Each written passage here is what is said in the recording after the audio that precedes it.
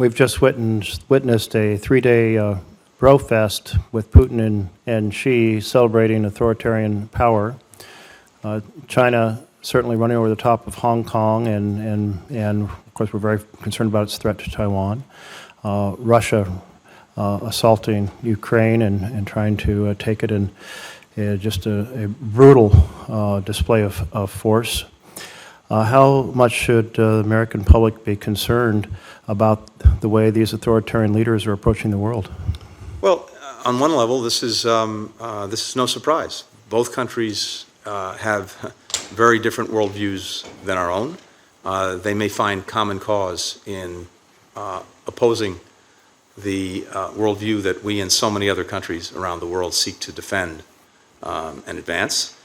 Before the Russian aggression against Ukraine, you'll remember that they had President Xi and President Putin had a meeting in which they declared a partnership with no limits or a limitless friendship, depending on how you translate it. And to some extent, we continue to see that play out.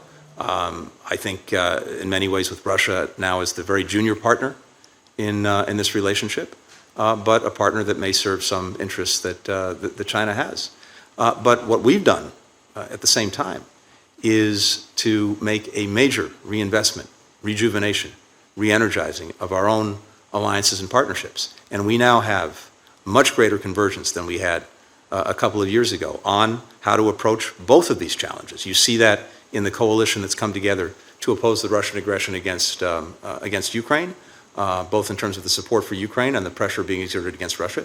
You see that in the work that countries are doing together to deal with some of the challenges that China poses. We have with European partners, Asian partners, much greater convergence on everything from investment screening mechanisms to export controls to outward investment. Thank you, and I'm quite impressed by the way we've responded. But I do think that the circumstances regarding Hong Kong, Ukraine, and China's use of high tech to suppress the Uyghurs are very appealing strategies to many authoritarian leaders. And we have decades ahead in which we're going to be struggling for the vision of democracy and human rights versus the authoritarian power. One of the things that both Russia and China have been engaged in is transnational repression. And last week I introduced a bill with Senators Rubio, Cardin, and Haggerty, a comprehensive bill. You may not have had a chance to look it over yet, but certainly it's trying to lay out a roadmap for us to respond to transnational repression. And I just want to keep raising this as a growing threat to citizens inside our own country, and also the concern about how they are working to extradite people back to China or Russia with grave consequences. Yeah, we very much share that concern and really welcome working with you, the other members, on that legislation. I will be leading a congressional delegation to Vietnam and Indonesia here shortly at the beginning of April, and we'll be going to Jakarta to have conversations with ASEAN, given that that's where their capital is right now.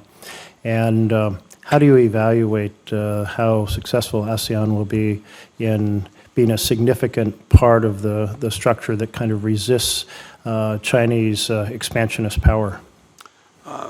I think we're seeing increased concern among a number of countries in ASEAN for some of the exertions of power and influence that China is displaying, particularly, for example, when it comes to the maritime claims that they're making that are in contradiction with international law. Some of the actions that the Chinese vessels of one kind or another are taking, and we see this play out on a regular basis. So we're very much engaged, for example, with the ASEAN countries as well as with other countries in helping to build up what's called maritime domain awareness, helping to give them the tools to have much greater visibility on what's going on in their own seas, to be able to see in real time any kind of aggressive actions being taken, to be able to see in real time the illegal, unreported, unregulated fishing that is devastating livelihoods in many of these countries where China is one of the principal actors. So I think you're seeing a real significant awareness of some of these challenges, and we're taking practical steps to try to help countries address it. Thank you. I'm going to shift to Central America. A few years ago, I went down with Tom Carper to assess the challenges, and we found the 3 C's, if you will. We found the cartels, we found the corruption, and we found the climate change, all driving really a disintegration of the economy and livability, which were driving factors of folks deciding to take the risky journey north.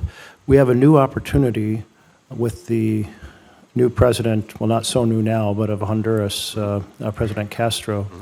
How's that going? We've been engaged with President Castro under administration. I think, by the way, as you know, the former president of Honduras is awaiting trial in the United States for corruption, among other things. We're working to engage these governments, whether it's Honduras, whether it's Guatemala, whether it's El Salvador. There are challenges posed by some of the policies that the governments are pursuing, but we're working to find ways to engage with them on issues of clearly mutual concern to us. So we're working on that on a regular basis. Well, it's always helpful to have a new opportunity, but it's very difficult for a president alone to change policy when things are deeply embedded and the cartels are very embedded and corruption is very much there, and climate change is not going away. So a lot to overcome. Going across to Burma.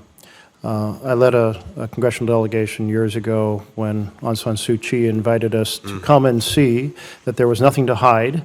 And then at the last moment, she and her team blocked our ability to see the some 300 villages that had been burned and razed. And then since then, we've had the military take over, and things have been perhaps even worse.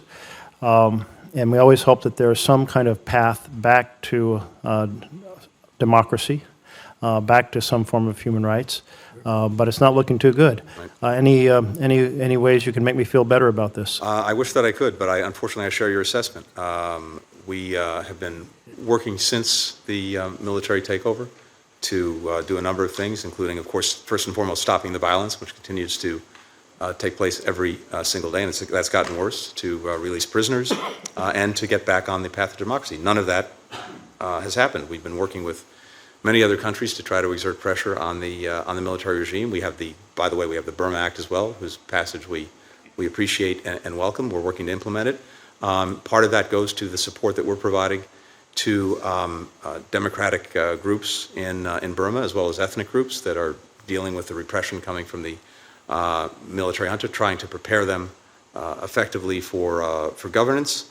And at the same time, we continue to ramp up economic actions against the regime. We've designated, I think to date, about 80 individuals, some 30 or 40 entities, military leaders, business affiliates, arms dealers, energy companies that are supporting the regime in an effort to exert some meaningful pressure to move them back to the democratic path. You were talking about ASEAN a minute ago. Of course, we've been strongly encouraging the ASEAN 5-point consensus for them to actually implement it in a meaningful way. That's been very challenging.